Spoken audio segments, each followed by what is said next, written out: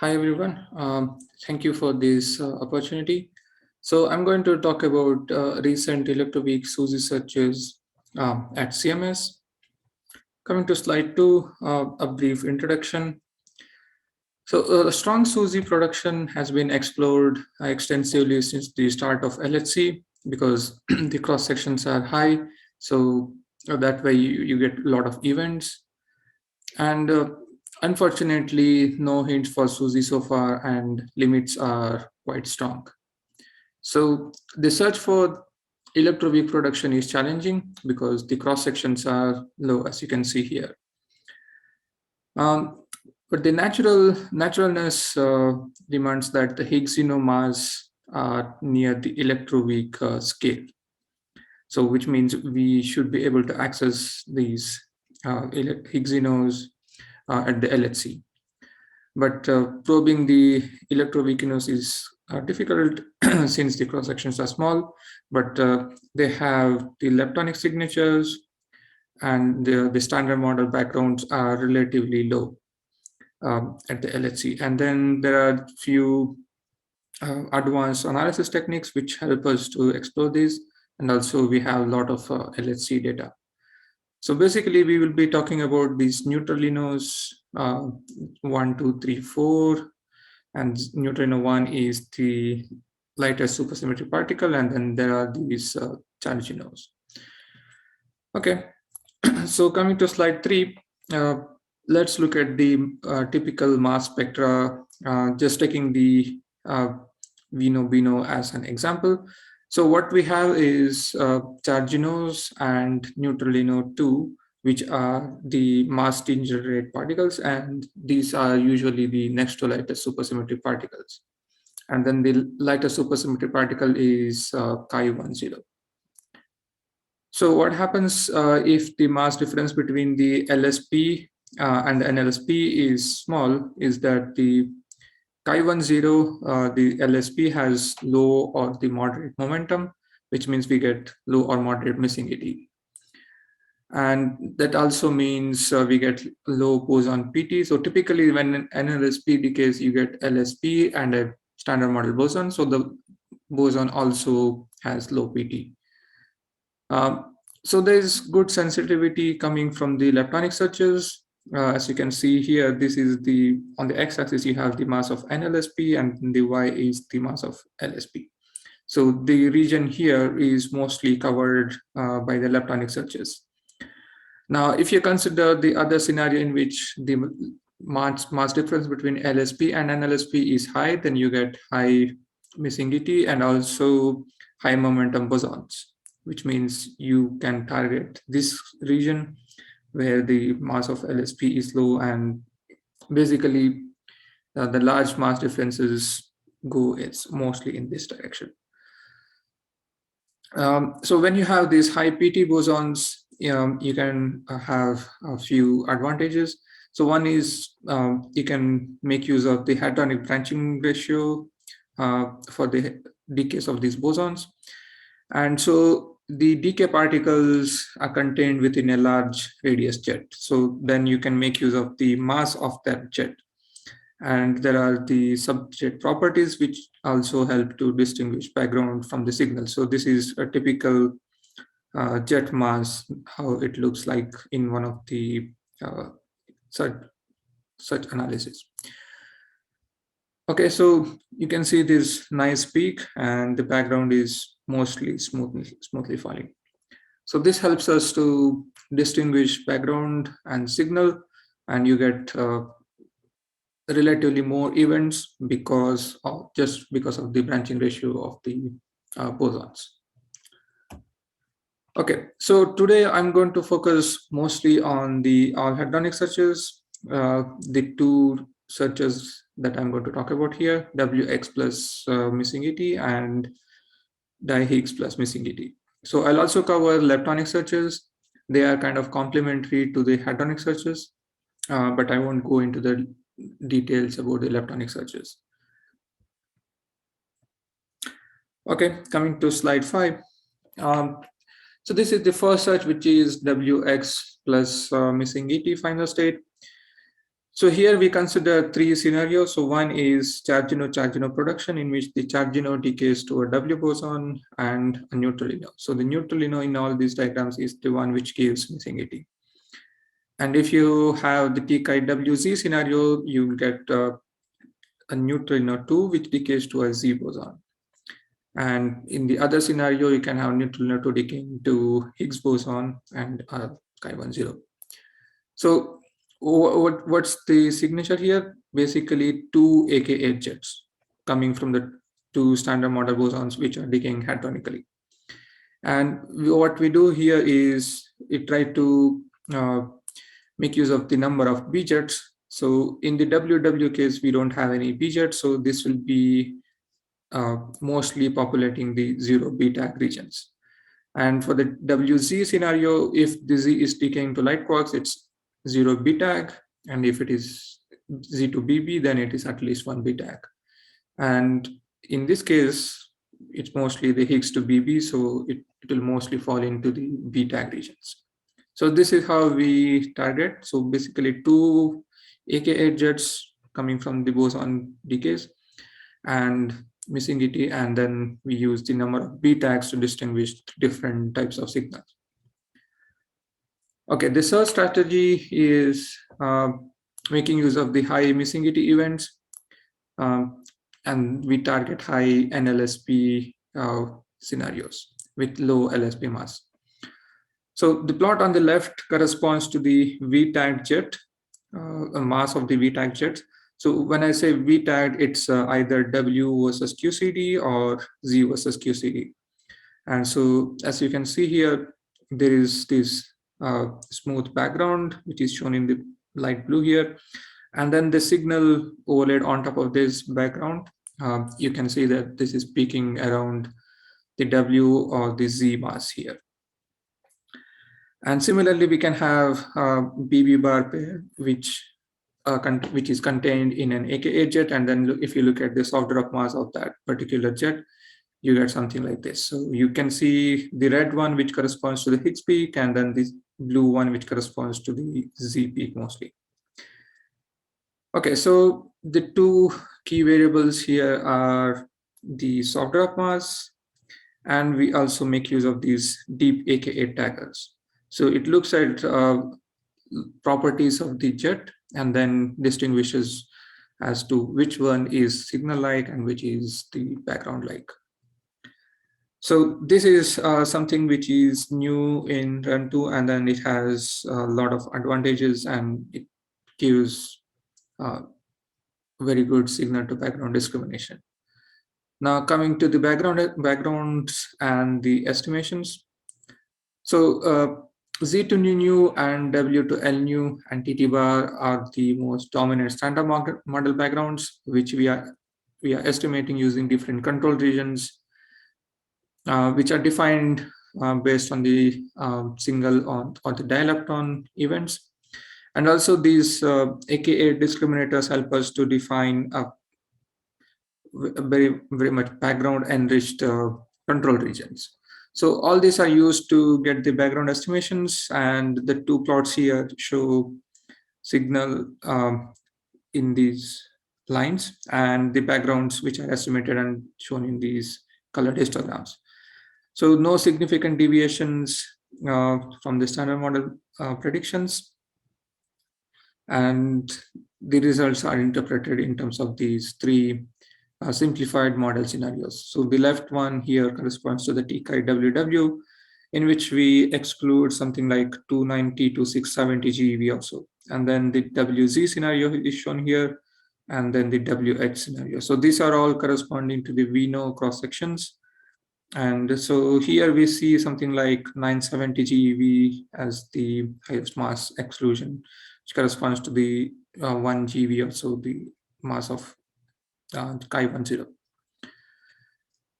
Okay, now coming to slide 9, we can also interpret the results in terms of more realistic scenarios. So the simplified models are just a way of representing them, but in reality, we can have charge production and charge neutralino production. So I mean, these two go together in the case of Vino scenario. So, and then the chi20, we consider two cases in which the chi20 goes to Z and chi1, or Higgs and chi1 with 100% branching ratios. So the plot here shows how the exclusions look like if you assume different branching ratio cases. Now, the search is also sensitive to TKWH model, in which we have W and Higgs boson, and with a Higgs-Zeno cross-section. So the Higgs-Zeno cross-sections are much lower than the Vino cross-sections. And so the search is starting to explore some of these Higgs-Zeno models.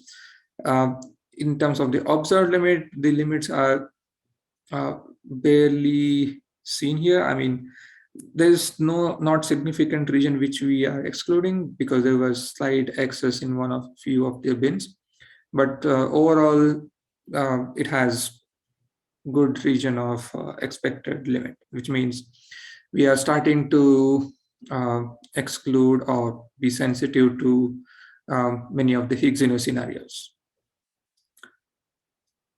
Okay, so far we have been considering cases in which there was a charge-Zeno, neutralino, or charge-Zeno. So this particular search is for the neutral case.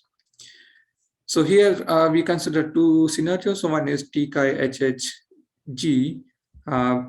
This means this chi1 are directly produced, or what can happen is the GMSP scenario in which we have all these mass degenerate charge-Zeno or the neutralinos, and so they decay from one to the other, but they give very soft particles. So the mass splitting is very small here, and that causes only the soft particles which we don't really detect. And effectively what we have is enhanced cross-section, which means even though this is like neutral, you get all these different scenarios, and then there's boost in the cross-section. So this, we call it as TKHHG, and we can also have N2, N3 scenario, in which we don't really assume that there are soft particles coming from the charge-Zeno decay, or actually here the charge-Zeno is not accessible at all. So we just have chi2 and chi3, which are mass degenerate, or we call them as co-NLSP. So chi10 is the LSP. So basically we have two Higgs bosons and missingity coming from these chi10 or the Goldstino in the top scenario. And in all these cases, the NLSP decays to Higgs plus LSP with 100% branching ratio. So this basically has two Higgs bosons, and what we do here is consider two sets of categories. So one is the resolved category, in which we expect something like a 4 AK4 jets from the two low PT Higgs decays. So this is sensitive to low missingity and the scenario in which the mass of NLSP and LSP are very close. So the plot on the bottom left here shows the average mass of the two Higgs candidates.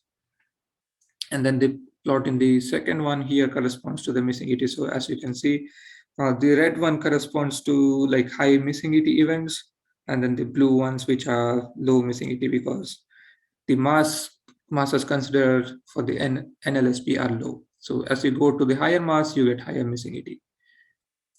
So this is basically using a pair of B-tagged, two pairs of B-tagged jets to identify two Higgs candidates. Now coming to the boosted category, here we have two AK8 jets which are coming from the boosted Higgs decays.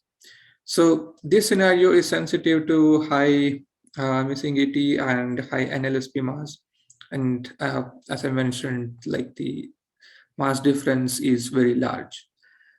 So in these scenarios, you get this a nice mass peak for the mass of the AK8, and there are these deep AK8 BB taggers. So they kind of help in discriminating the signal to background. So the signal is peaking towards high discriminator value here, the red and the blue, and then the background is peaking towards the uh, lower values of the discriminator. So this is very useful and something which we have started to explore in Run 2, and it's very good in terms of providing the sensitivity, and also this region, which is the low discriminator value, is very useful for the background estimation techniques. So yeah, basically we make use of these kind of variables like the mass and the discriminator to estimate the backgrounds. Like standard ABCD kind of methods are used um, in this analysis. Uh, the Z to nu and TT bar are the dominant backgrounds. And so the plot in the bottom shows search bins and the events observed in data and the predictions. Mostly there are no access, except that there is one bin in which the local significance is something like 3.2 sigma. But typically you expect SUSY signals to populate a few bins at least. So this is just one bin where the access is in. Okay, then coming to slide 13 about the interpretations. Now for the GMSP scenario, with the TIHHG model, we have the mass exclusion starting from 175 GeV till a TeV or so. This is the TIHHG scenario, and if you consider the N2, N3 scenario, here we expected the exclusion to start from something like 250 to 550 GeV or 540 or something like that. But because of some of the events which were, because of the excess, we don't really exclude anything with the observed limits. But there is a significant amount of improvement in terms of the sensitivity. So yeah, if there is some signal, maybe we might start see something in run 3. Okay, coming to slide 14, now going to the leptonic searches. So first one is WH final state, which is basically coming from the charge-ino neutralino pair production. And W is decaying into lepton and a neutrino, and then Higgs goes to BB bar. For the here also we make use of the invariant mass of the B-tagged jets. Either it's a fat jet or pair of small radius jets that are used to reconstruct the BB bar mass. So again, this also makes use of these deep AK8 tagger or the DNN to identify the boosted Higgs candidates, just like the previous two searches. And so there were no significant deviations from the background predictions. And so when you look at the results here, the exclusion goes something like 850 GeV or so. Now, this search was also performed with lower luminosity using 2016 data only. And the improvement is large. So the improvement comes about like 350 GeV or so. And half of this improvement comes from the analysis techniques and the other half from the higher lumini. Now, the improved analysis techniques also includes the DNN to tag the Higgs to BB decays. So it's a good thing that we are trying to get more sensitivity out of these new techniques and also higher data. Okay, coming to another search. This is actually at least two lepton search, which is a generic multi-lepton search.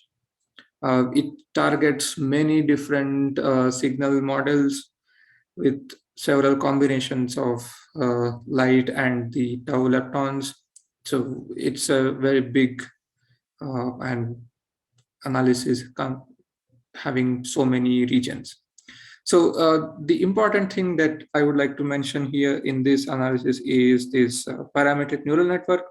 So what it's trying to do is the signal topologies are very complicated depending on the mass of these neutralinos or these leptons or these final state LSPs. The kinematics vary a lot. So for a given delta M, the kinematics are pretty similar. So the neural network is used to maximize signal to background, and the parametric part learns about all these peculiarities with respect to these masses, all that. So this is a machine learning based technique which is used in one of the signal region categories. And so it has significant improvements with respect to just the cut and count based approach. So if you look at this signal model, what it is showing is the blue one corresponds to what you would have got if you had used the cut and count method, and then the red one is with the PNN on the parametric neural network. So there is something like 150 GB improvement in terms of the expected limit when you consider this PNN. Okay, then going to slide 17. Now, so far, what we have been looking at is the cases in which there is a large missing ET, or all the W bosons or the Z bosons that are coming from these neutralino or the chargino decays are on shell W or Zs. Now, this particular search is trying to target off-shell Ws and Zs, which are typical when you consider the mass splitting between these NLSP and the LSP is very, very small. So since this delta M, or the mass difference between these two SUSY particles is very small, you get very low PT leptons, and the missing ET is also very low. So which makes this very challenging one. We make use of this ISR tagging so that the ISR jet boosts the whole system here. And so the search is designed with like either 3 leptons, 2 leptons, low missing ET, high missing ET, all that. So there are several such categories considered here. And so one of the good things about this analysis is it's able to probe very low PT or the soft leptons down to like 3.5 GeV or 5 GeV, depending on the muon or the electron.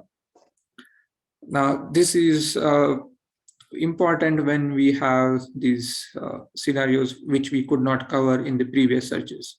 That's the low delta M case. So these are the exclusion limits for this compressed scenario. So this search is basically probing compressed mass down to 3 GeV or so in case of the Higgs cross sections. And then there are some improvements in terms of adding the 3 lepton channel in comparison with the previous results. So there was a slight excess, and because of that, you see these there is slight difference between the expected limits, the red one, and the observed ones. Okay, coming to Vinay, you have 3 more minutes. Okay, thank you. So coming to the other one, which is the Stowe pair production. So here we are considering these Stowes, which are the NLSPs, and so the Stowe decays to tau lepton and a neutralino. So the search considered 2 main scenarios in which these Stowes are produced and they decay promptly, or they are long-lived and then they display. So it's basically tau to hadrons, di-tau search, which involves a lot of these Drelion, W to L nu, all these backgrounds. And to distinguish the background from the signal, deep tau tagger is used. and in all the bins, the observations are predictions. And so the interpretations are based on these left-handed tau or the degenerate tau scenarios. So the improvement is quite a bit, because with the 77 from the one with inverse of data, we could not barely exclude something. But now we have something like 350 GeV or so as the exclusion. And then there is also the interpretation for the long-lived scenarios. Okay, what can we expect for the HL-LHC? So in run 2, we started with the deep AK8 taggers, which clearly showed improvements over the previous tagging techniques. Okay, so in run 3, we might have something like particle net algorithms or something else, which seem to have shown good improvements over the deep AK8. So the plot here shows the deep AK8 versus the particle net algorithm. So the green one is what we have been using, and then the new techniques, which are these particle net ones. So these have some improvements here. And coming to the soft drop mass, so if you see this plot here, the middle one, the red one has this peak at 0. So we basically lose some of the events when you cut on the soft drop mass or the mass of a boson. And with these new regression techniques, you can gain those events. And for the backgrounds, there is slight change, but it's overall we gain in terms of signal to background. And as usual, we'll have more data and better techniques.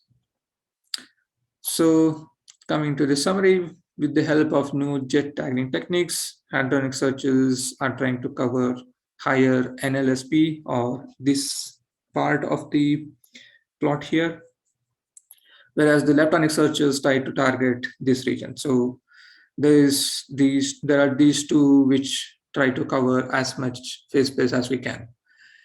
So we are able to exclude electroweak up to a TeV or so, which is very nice. So now with the run 3, we will be able to do more. And also we are starting to explore Higgs scenarios, which were thought to be very difficult in the past. So, okay, so basically several new techniques have been developed for the run 2, and we'll keep improving them, and hopefully we'll discover something in run 3.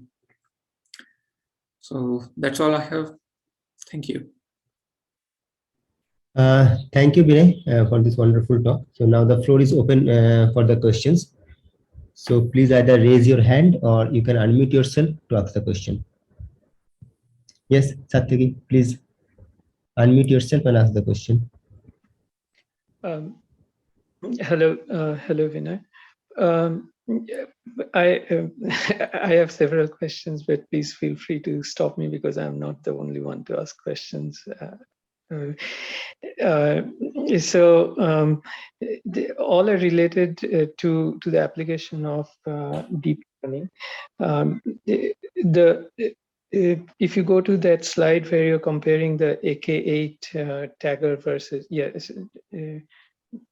you showed it, but this one? No. There's a performance curve on which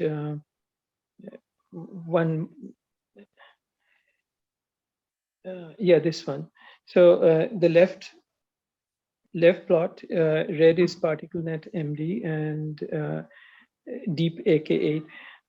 What goes into these two things? What kind of network is particle net based on a graph network? Or? Yeah. Particle net is graph neural network. Yeah. So is it like a DGCNN or? Sorry? So is it, so there is DGCNN and then network. So this is a point cloud approach, is it? I think yes. Okay. And what about deep AK8? So if I remember correctly, these were okay, basically we started from something like a BDT, and then they started to use particle flow candidates. And yeah, so I'm not really sure about all the details of how they are trained and then what they are done. Yeah, basically the particle net is graph neural network. Yeah. The other ones were using DNNs. Yeah, but what kind of DNN? I mean, everything with several hidden layers is DNN. I should read up more, but what I'm interested in knowing is what's the network differences between the deep AK8 and particle. The particle net performs much better, right? Mm-hmm. Even from your graph, it seems. Okay, and similarly on the deep tau, do you have some details of deep tau? And in the same breath, let me ask the related question, which I have. This is a general question I have. That often we see that these network techniques performing better, but I often what I miss in my understanding is exactly on what features do they perform better. So deep tau is one case. In deep tau, why does deep tau, or is it not even legitimate to ask this? I don't know. Why deep tau performs better than the previous ones?